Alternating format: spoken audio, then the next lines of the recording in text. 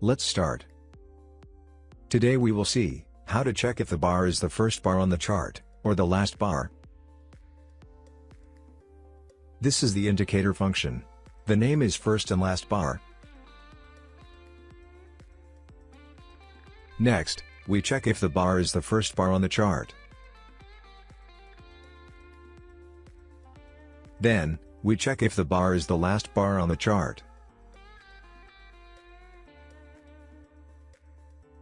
Finally, we plot the values to see which one is the first and which one is the last bar. Let's add this indicator to the chart.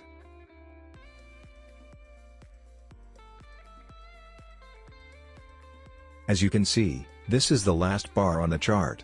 And when I place the cursor on the last bar, the value in red color is 1.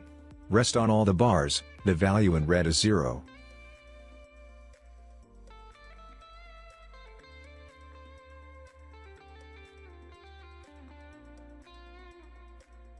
Next, this is the first bar on the chart. And when I place the cursor on the first bar, the value in green color is 1. Rest on all the bars, the value in green is 0. So that's it. That's how you can find out the first and last bars on the chart in Tradingview pinescript. Thanks for watching.